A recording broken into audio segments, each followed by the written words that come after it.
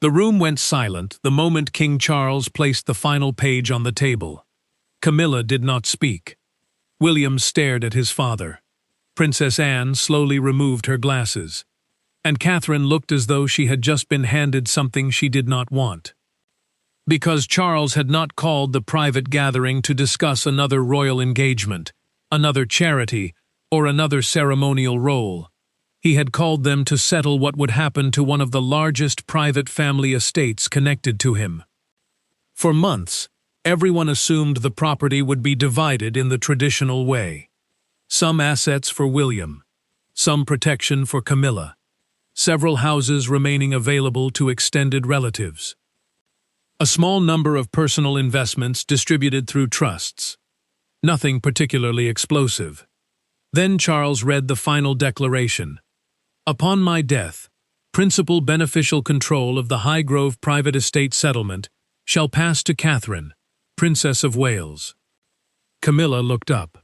Her son, sitting several seats away as a private family representative in this dramatized palace story, immediately leaned toward his solicitor. William's expression hardened. Catherine shook her head slightly as though she had misheard. Then Camilla finally asked the question everyone was thinking. Catherine. Charles nodded. Camilla looked toward William. Not your son, Charles replied. No. That was when the atmosphere changed completely. Camilla's family had believed for years that several private privileges connected to the estate would survive Charles. Some used cottages there occasionally. Others attended family gatherings. Several charitable projects associated with Camilla relied on facilities connected to the property. Nobody expected ownership, but they expected continuity. Charles's decision threatened all of it, and before the meeting was over, Camilla's son would accuse the new arrangement of effectively putting his mother's future in Catherine's hands. But that was not the biggest shock, because Catherine had known nothing about the decision. William had known nothing. Even Anne had not been told. Charles had made the change privately with his solicitor. And hidden inside the estate documents was one condition that explained exactly why. If control passed directly to William, the estate could eventually merge into wider property structures connected to the future king. Charles did not want that. He wanted this particular estate to remain outside the machinery of the crown. He wanted someone to protect its private character, someone who would eventually become queen, but who would never personally become monarch. And in Charles's mind, that person was Catherine. But Camilla heard something completely different. She heard that the woman who would one day replace her beside the sovereign had just been given control over one of the places Camilla considered home. And suddenly the inheritance was no longer about property. It was about what happened to Camilla's entire side of the family after Charles was gone. The Highgrove private estate settlement in this dramatized story had grown over decades. It was not one house. It included the main private residence, surrounding land, several cottages, farming interests, conservation areas, a small art collection, private family archives, investment holdings connected to maintenance, and several charitable use agreements. Some portions were historically sensitive, others were purely private. Charles had always treated the estate differently from more institutional royal residences. It was where he could experiment. Gardens, farming, architecture, environmental projects, ideas that might have been considered too personal elsewhere. Camilla had also become deeply attached to it. Her family visited. Her grandchildren knew parts of the grounds. Staff had worked with her for years. To Camilla, Highgrove did not feel like something temporarily borrowed from the monarchy. It felt woven into her marriage. That emotional connection created an assumption. If Charles died first, Camilla expected to remain secure there. Charles expected the same. His advisors knew it. William knew it. Catherine knew it. Nobody objected. Then Charles began reviewing the legal structure. That was when he discovered a problem. Highgrove could not simply remain frozen forever. Someone needed ultimate authority. Someone had to approve leases, charitable arrangements, major restoration, land use, sale restrictions, private archive access, future residential permissions. The trustees could handle daily management, but the settlement required a principal family beneficiary. Historically, everyone assumed that would be William. William assumed it too. He did not particularly want another estate to manage. But succession had a habit of sending responsibility toward him, whether he wanted it or not. Charles became uncomfortable with that. William would inherit enough. More importantly, William's future office would become increasingly institutional. Private decisions could start being judged through the needs of the crown. Charles wanted Highgrove protected from that. So he asked a question nobody expected. Could Catherine inherit principal beneficial control instead? The lawyers initially thought he meant temporary control. Charles meant long-term, possibly lifetime. Catherine would not own every object personally. She could not simply sell the estate. But she would become the senior family beneficiary, responsible for approving major decisions within the trust. Why Catherine? Charles gave 3 reasons. First, she understood William's responsibilities, but was not herself the monarch. Second, she had shown unusual caution around family property. Third, Charles believed she understood the difference between preserving a place and possessing it. The lawyers warned him. The decision would be controversial. William might feel bypassed. Camilla might feel threatened. Extended family members might worry about their future access. Charles said that was exactly why the terms needed to be clear. Then he did something that created the explosion. He did not tell anyone until the documents were nearly finished. His reasoning was simple. If he announced the idea early, months of lobbying would begin. Everyone would argue over imagined future consequences before lawyers even knew what was possible. Charles wanted a workable structure first, then discussion. Anne later told him this was one of the worst communication decisions he had made in years. Charles disagreed, at least initially. The first person outside the legal team to learn was Camilla. She discovered almost by accident. Charles left 1 page among several estate documents in his study. Camilla noticed Catherine's name. She asked what it meant. Charles told her. Her reaction was not anger. Not immediately. She simply stared at him. "You're giving Highgrove to Catherine?" Charles corrected her. Not giving. Placing principal beneficial control with her after his death. Camilla gave him a look. That sounds remarkably like giving. Charles explained the difference. Camilla barely heard him. Her first question was not about herself. What happens to my family? Charles said their reasonable access could be protected. Could be? Camilla repeated the words. For years, her children and grandchildren had been welcome. Would they now require Catherine's permission? Charles said potentially, depending on the final structure. That was when Camilla became angry. Not because she believed her children should inherit royal property. They should not. She had always understood that. But Highgrove was not supposed to feel like royal institutional territory. It had been family space. Her family had entered naturally. Now Charles was designing a future where Catherine controlled the gate. Charles accused her of exaggerating. Catherine was not going to stand at the entrance checking names. Camilla said the symbolism mattered.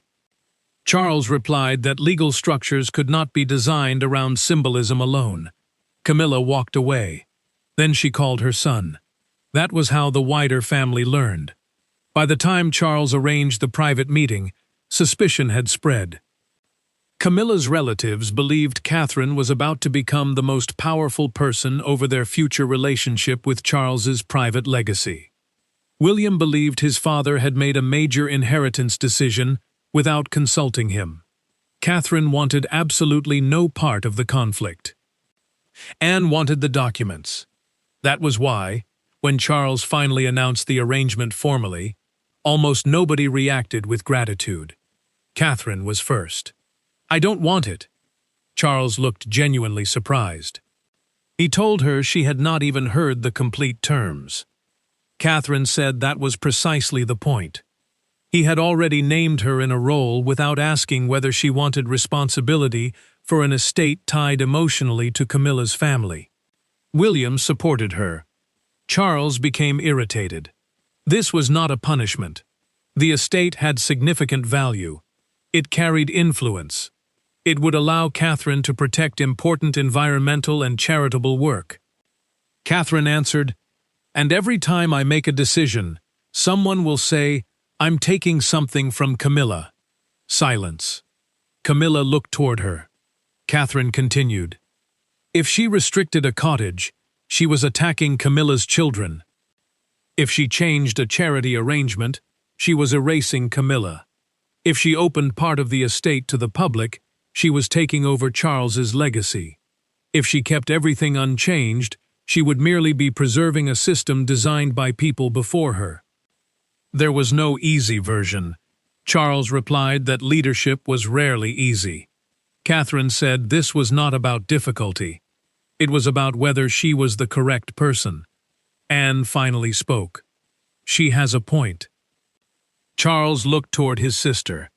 Anne asked to see the succession clause. The solicitor handed it over. Anne read. Then her expression changed. "Charles, this is broader than you described." The clause gave Catherine approval rights over long-term residential access. Camilla immediately looked up. Her son asked what that meant. Anne read carefully. Existing occupants would remain protected under separate agreements. But future discretionary family use would require consent of the principal beneficiary and trustees. In practical terms, Catherine would become one of the people deciding whether Camilla's family could continue using some parts of Highgrove after Charles.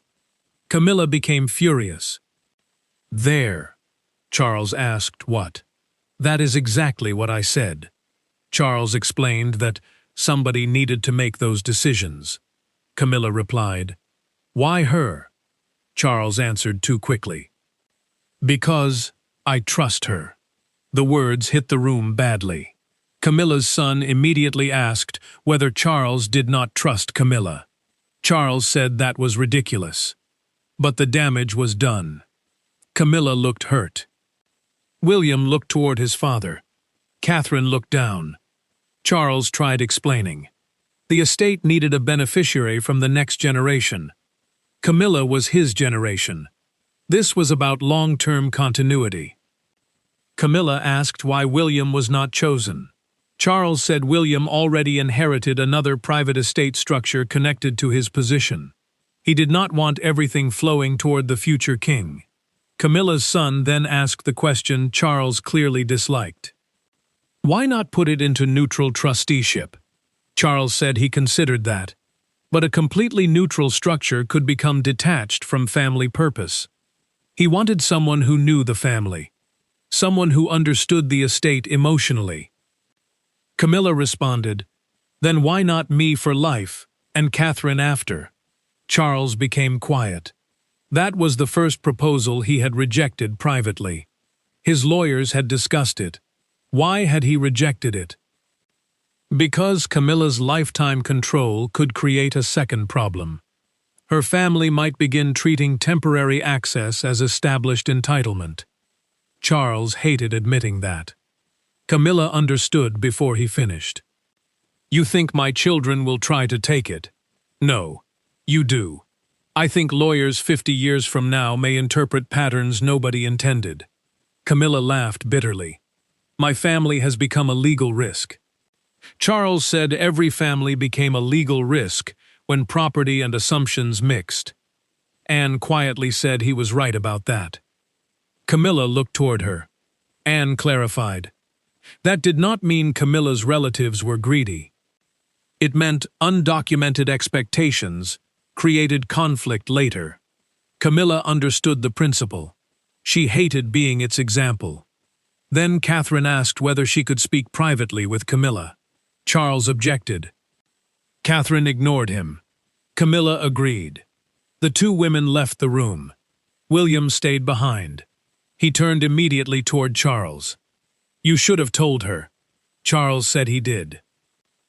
After deciding, Charles asked whether William was now lecturing him on consultation. William said yes. Anne almost smiled. William continued. The issue was not whether Catherine could manage Highgrove. She could. The issue was that Charles had placed Catherine directly between Camilla and Camilla's family. That was almost guaranteed to create resentment. Charles insisted he had protected Camilla's personal lifetime residence separately. William did not know that. Charles opened another section. Camilla would have lifetime use of the main private residence if she wanted it. She could host family. Her children and grandchildren could visit. The right was secure.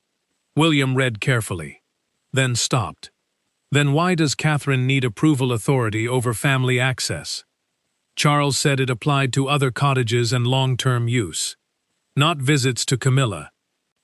William understood. That was a much narrower problem than Camilla feared. But nobody had explained it properly. Anne asked Charles why the family was learning the arrangement one paragraph at a time during an emotional confrontation. Charles became defensive again. The documents were supposed to explain everything. Anne replied, "Documents do not explain. People explain. Documents confirm." William looked toward her. That line stayed with him. Meanwhile, Catherine and Camilla were sitting in a smaller room down the corridor. Camilla was angry, but beneath it was something else. Fear. She asked Catherine whether she knew anything before today. Nothing. Camilla believed her. Then she asked whether Catherine wanted Highgrove. No. The answer came so quickly that Camilla almost laughed. Catherine clarified. She loved the place. She understood why Charles cared about it. But she did not want to become its future gatekeeper over Camilla's family. Camilla asked whether she would throw them out. Of course not. Camilla said, everyone kept saying, of course. That phrase had become meaningless to her. Of course you'll be safe. Of course the children will visit. Of course nothing will change. Then a death happened. A reign ended. Staff changed. Lawyers read documents. People discovered, of course, had never been written down. Catherine understood. She asked Camilla what she actually wanted, not what she opposed. What would make her feel secure? Camilla thought for a long time. She wanted lifetime residence protected. Already done. She wanted her immediate family able to visit and stay with her without seeking Catherine's approval each time. Catherine agreed instantly. She wanted 2 smaller cottages available for visiting children and grandchildren while Camilla remained resident. Catherine asked whether that meant exclusive use. No. Priority availability. That sounded reasonable. She wanted several charitable projects she had built at Highgrove to survive her, if they remained effective. Catherine supported independent charitable review rather than automatic continuation. Camilla agreed. Then came the hardest part. What happens after I die? Catherine asked what she meant. Camilla said her family would obviously lose special access eventually. She accepted that. But she did not want them treated as if their entire relationship with the place had never existed. Catherine thought, perhaps a family archive, photographs, recorded memories, a small annual invitation to a private gathering connected to Charles's legacy, not property rights. Recognition. Camilla became emotional. That is what I mean. This changed everything. Camilla did not actually want her children inheriting Highgrove. She wanted their connection to Charles remembered. The legal draft had tried solving an emotional fear with property language. That was why it felt so threatening. Catherine returned to the main room with Camilla. Everyone looked toward them. Catherine spoke first. "I'll accept consideration of the role under one condition." Charles looked relieved. Then she continued. "The estate agreement has to be rewritten." Camilla sat down. Charles looked less relieved. Catherine explained. Camilla's immediate family should have clearly defined guest rights during Camilla's lifetime. Not discretionary invitations controlled by Catherine. Not vague promises. Written rights connected to Camilla's residence. 2 guest cottages would receive priority family use, while Camilla remained at Highgrove. No ownership. No inheritance. No permanent claim. After Camilla's death, those rights would end. But a separate family legacy arrangement would preserve Camilla's branch inside Charles's private archive and allow continued participation in selected memorial or charitable events by invitation of the trustees. Anne immediately began asking questions. How many relatives? What counted as immediate family? Could rights be transferred? Could someone stay for 6 months? Catherine looked toward her. "This is why we have lawyers." Anne replied that lawyers were how they got into the problem. Even Charles laughed. The mood softened. Then William asked the question Catherine had avoided. Would she actually accept principal beneficial control? Catherine said she would consider it only if William supported the structure. William looked surprised. Why did his support matter? Because one day he would be king. Catherine did not want a private estate arrangement creating tension between her responsibilities and his. William thought. Then said something Charles did not expect. "I think she's a better choice than me." Charles looked toward him. William explained. If Highgrove passed to him, every future decision would become associated with the king.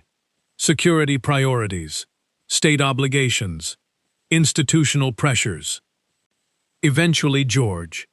The estate could gradually lose its private identity. Catherine could protect it at one step removed. William finally understood Charles's reasoning. That did not mean the first draft was good. But the underlying idea made sense. Anne agreed. Then Camilla's son spoke. He remained uncomfortable. He asked Catherine directly, "What stops you changing your mind later?" The room went tense. William looked offended. Catherine did not. It was a fair question. She answered, "The trust. If the protections were properly drafted, her personal mood would not matter." She could not simply wake up one morning and decide Camilla's family was no longer welcome, while Camilla remained protected. That reassurance mattered more than any promise. Camilla's son asked whether he could have independent advice. Charles looked annoyed. Anne said, "Yes." Charles turned. Anne repeated herself. If the arrangement affected legitimate family use expectations, independent advice would prevent everyone claiming later that they were misled. Charles reluctantly agreed. Over the next 2 weeks, the estate plan was rebuilt. The process uncovered several additional assumptions. One cottage had been used by a Camilla relative for years during summer gatherings. Nobody had ever documented why. Another building stored personal possessions belonging to both Charles and Camilla. Ownership was mixed. A private art collection included pieces gifted jointly. Several charitable garden projects had no clear plan after Charles. Catherine refused to accept responsibility until every category was separated. Private objects, trust assets, personal gifts, charity property, estate property. She wanted lists. Anne was delighted. William told Catherine she was becoming his aunt. Catherine said that was not necessarily an insult. Anne said it certainly was not. Camilla found the process exhausting. But something unexpected happened. The more clearly everything was documented, the less threatened her family felt. Her son learned he was not losing a house he never owned. He was receiving clearly defined future access to visit his mother. Her daughter discovered several personal family objects would remain Camilla's to distribute separately. Grandchildren would not inherit land. But certain personal items could pass privately. The fear began shrinking. Then one old memorandum surfaced. Years earlier, Charles had written a personal note expressing a wish that Highgrove remain a place where all parts of my family feel welcome. Camilla's son immediately pointed to it. Charles looked vindicated. William shook his head. A wish was not a property structure. Catherine agreed. But the sentence inspired something useful. The trust could preserve hospitality without preserving entitlement. That became the guiding principle. Welcome without ownership. Camilla liked it. Charles loved it. Anne wanted definitions. Of course she did. The final structure stated that during Camilla's lifetime, her immediate family would have defined guest privileges tied to her residence. Afterward, the principal beneficiary could continue inviting extended family members, but nobody retained automatic residential rights. A yearly private family gathering connected to Charles's memory could include both William's branch and Camilla's branch, not legally required forever, but encouraged through a non-binding family statement. Camilla accepted that. She finally understood something. Trying to force permanent access for her children might actually damage their future relationship with the estate. William could resent inherited obligations. Catherine could feel trapped. Future trustees could fight. Better to protect the period when Camilla genuinely needed family nearby. After her death, relationships should continue because people wanted them to, not because property documents forced them. That was painful. Also freeing. Then came the public leak. Someone learned that Charles had changed private estate planning.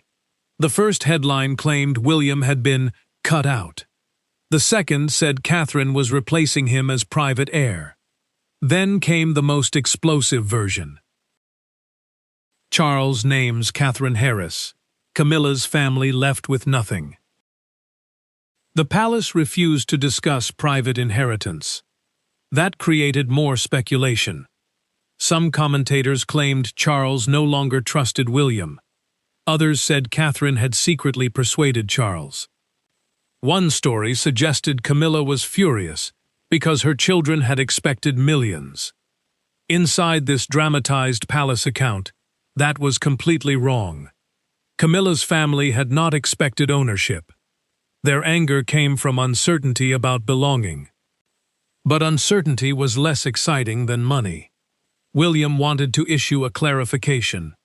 Charles refused. Private estate details should remain private. Catherine agreed. Camilla surprisingly agreed too. The family had finally reached peace. Explaining every detail publicly might restart arguments.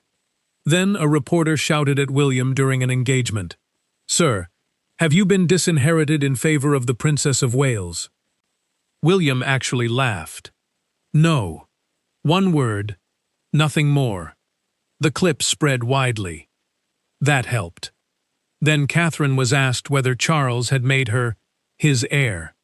She ignored the question. That helped even more.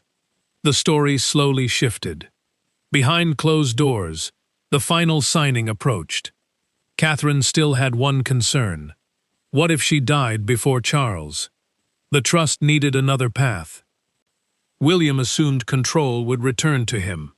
Catherine disagreed. That recreated the original problem. Anne suggested Charlotte eventually, depending on age and circumstances. William became cautious. He did not want his daughter handed a giant estate responsibility automatically. Charles agreed. The final contingency used independent trustees until an eligible family beneficiary was selected under clear criteria. No automatic burden. Catherine liked that. William did too. The documents were signed. Charles first, then trustees, then Catherine's acceptance. Camilla signed a separate residence agreement. William signed acknowledgement of the future structure.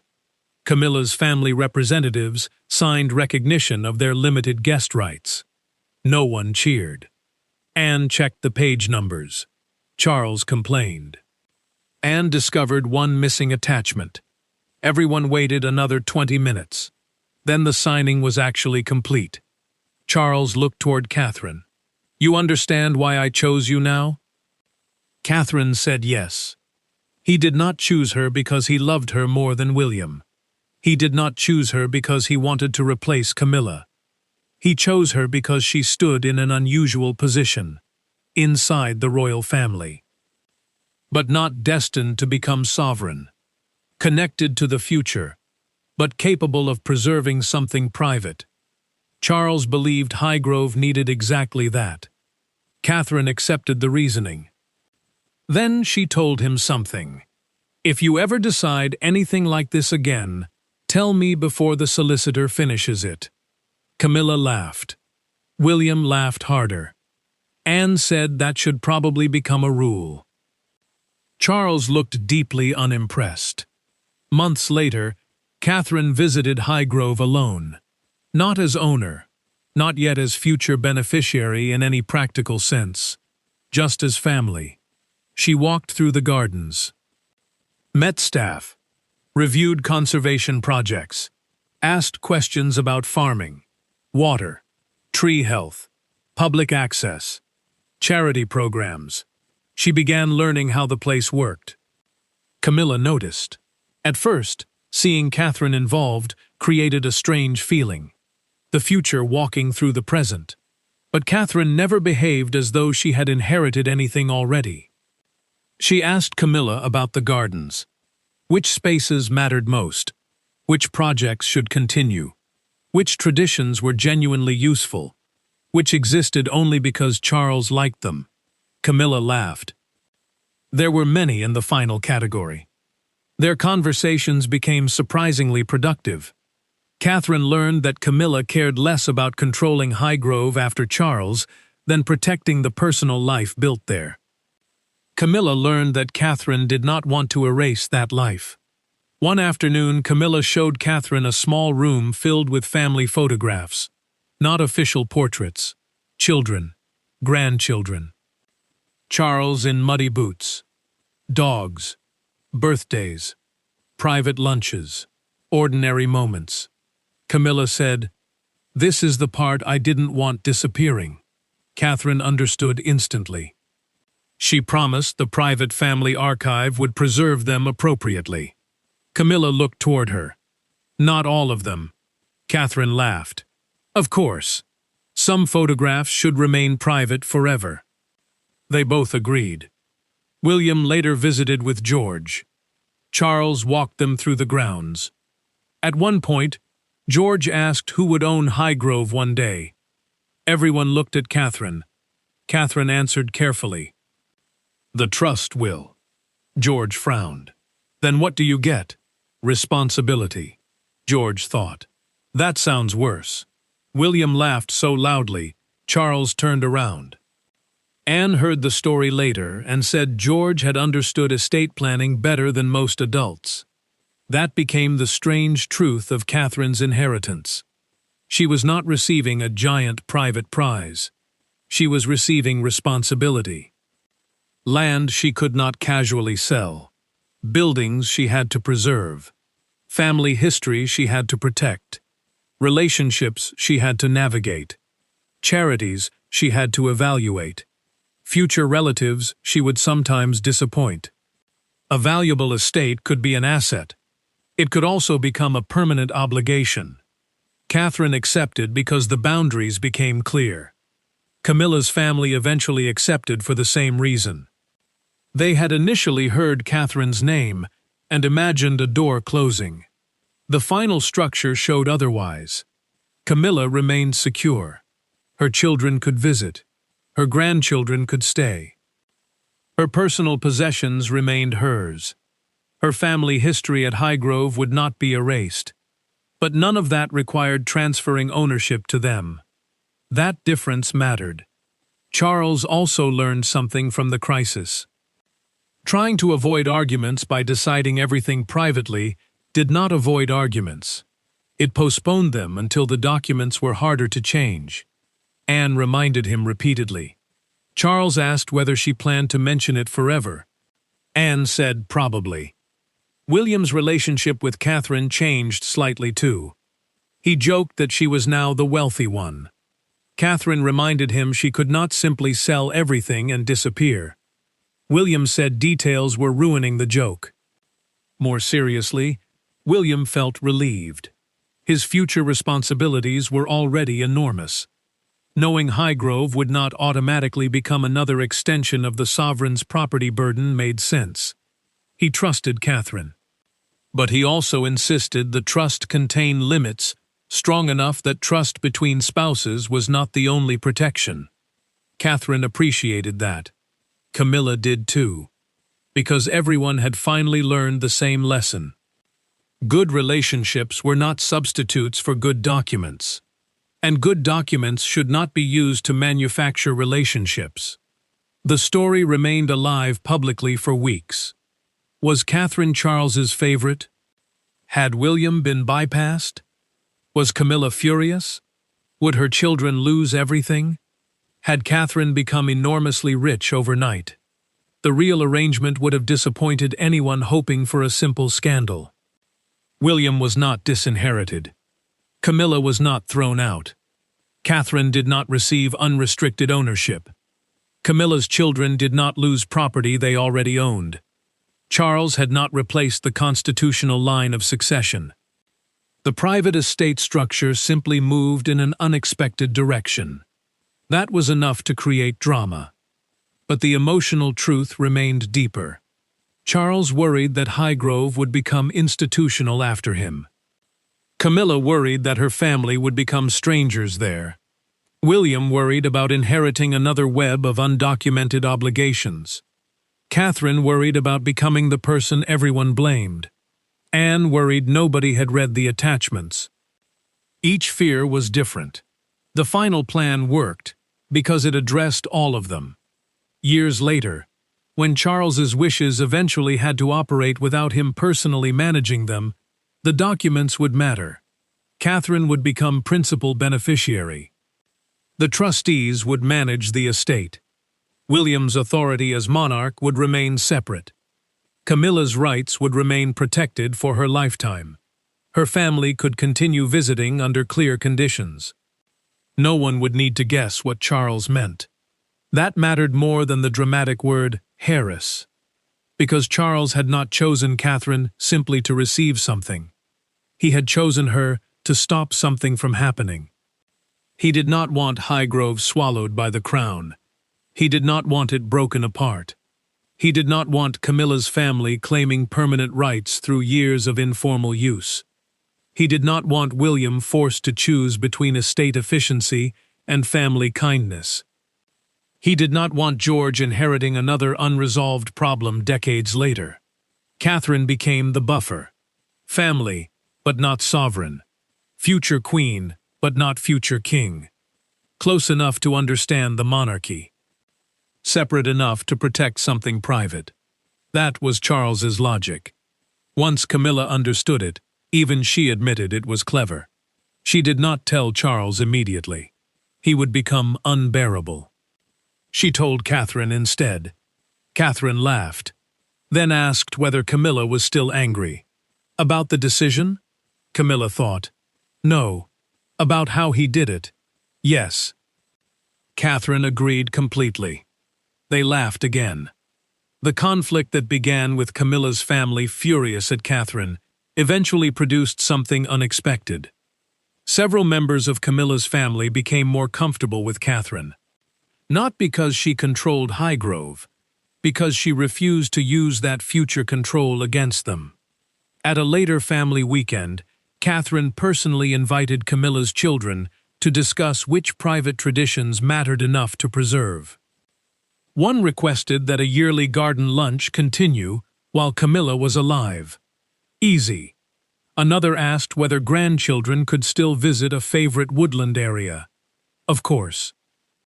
A more difficult request involved a cottage historically used during summer. Catherine explained that no permanent exclusive right could be guaranteed after Camilla. They were disappointed, but they understood.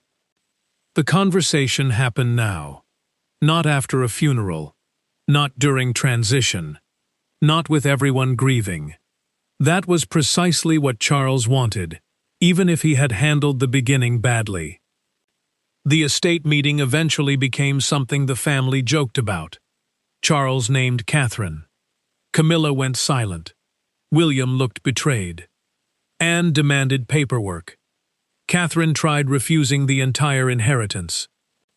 Camilla's family assumed the worst.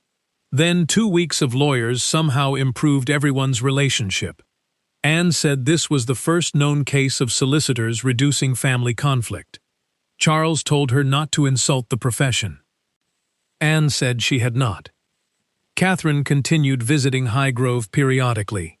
She never called it my future estate. Staff noticed. She called it Charles's place. Sometimes Highgrove. Sometimes simply the estate. The language mattered. Camilla noticed that too. One evening, she told Catherine, "You know you don't have to pretend it won't eventually be your responsibility."